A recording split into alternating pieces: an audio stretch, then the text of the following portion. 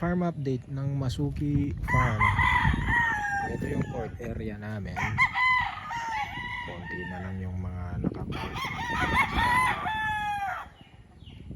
Kulang 28 na lang ata or 30. Nanalo yung isa namin panlaban sa atin. Fastest kill, nakakuha ng 4K.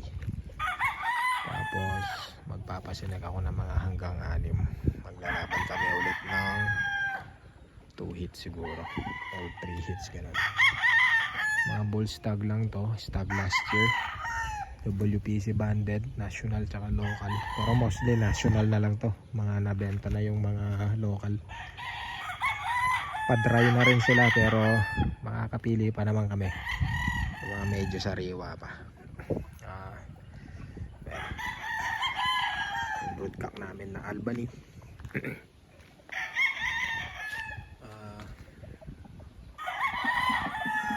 4 years old na siguro to, or 5, going 5. Tapos ito white kelso, pero dito na namin na-acquire dito sa Tarlac. White kelso daw yung pinagmulan nila, B-boy line. Tapos ito yung kinuha ko last time kay B-boy, isang red kelso. Magaling din siya sa bitaw, body puncher talaga. 9 na, sa 9 months pa lang ata yan. June or July siya napisa last year. Nakalimutan ko na, nandun sa papel niya. Tapos ito, mga sariling breed na namin. Itong nandyan is Kelso Albany, pero yung tatay niya is machine kelso na Sunny Lagon line. Tapos yung anak niya ito, ginamit ko siyang broodcock kasi mas maganda yung buto niya actually compared doon sa tatay niya. Then yung tatay niya namatay na dito kasi na niregalo sa akin yun ng kaibigan ko, medyo may edad na.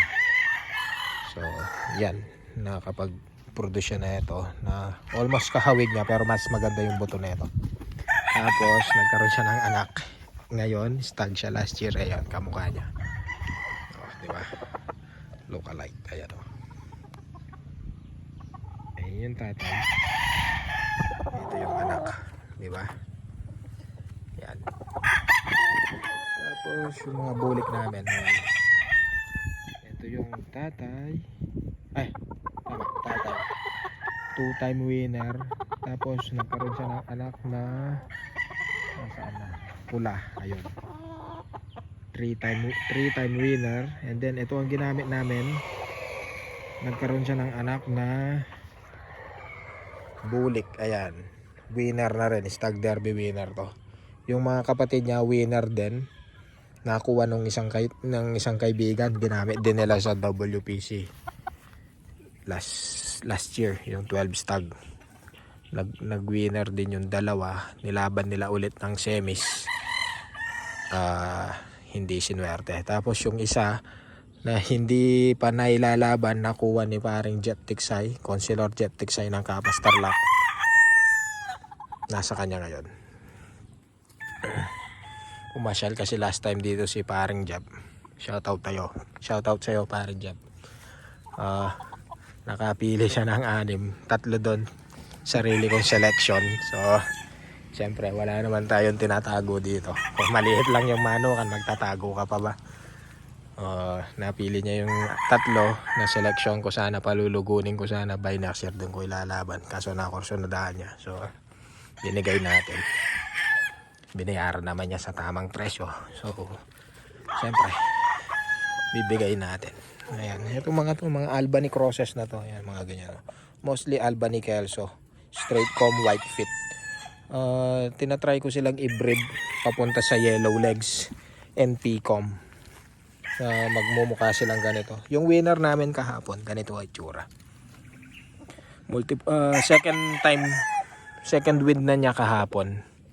Na una siyang nailaban, 7 stag, nanalo siya, wala siyang sugat sa katawan pero naputulan siya ng 2 daliri. So kahapon nilaban siya, putol na yung 2 niyang daliri sa kanan. Tapos nanalo siya kahapon. Wala rin siya ulit sugat sa katawan, sa paa lang siya ulit. Pero parang pwede pa siya ulit ilaban. Pagagalingin lang, nakasampa doon sa doon sa nakatakip na kumot. Nakasampa doon. Pwede naman na siyang i-cord, pero sabi ko pagpahingahin muna kahit mga 2 days lang siya doon para yung mga sugat niya hindi siya ma-stretch.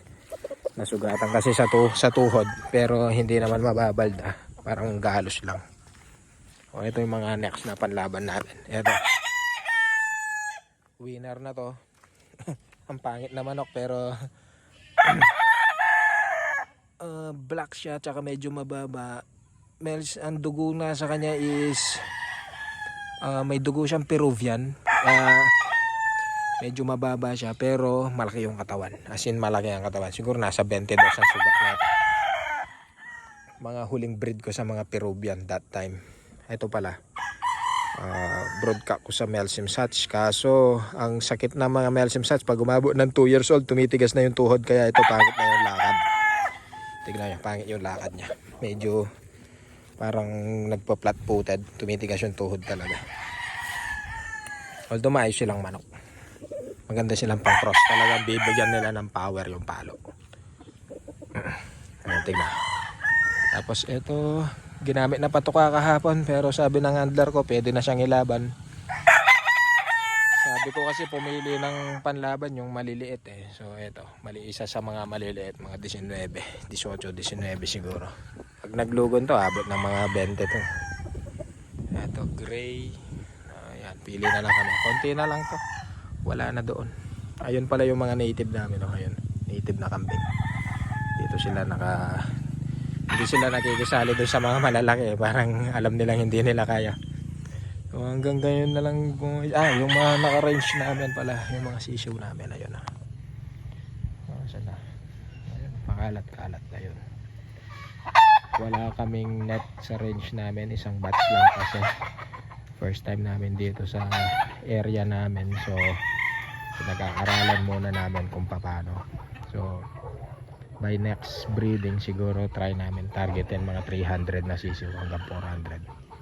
So hanggang dito na lang, update na lang yung mga hinain namin. Ang dami pa. Bye. Na?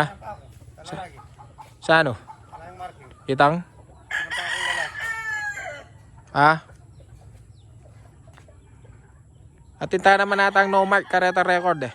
Atintang no mark ka rin kasi 16 na rin, di ba? Atintang no mark.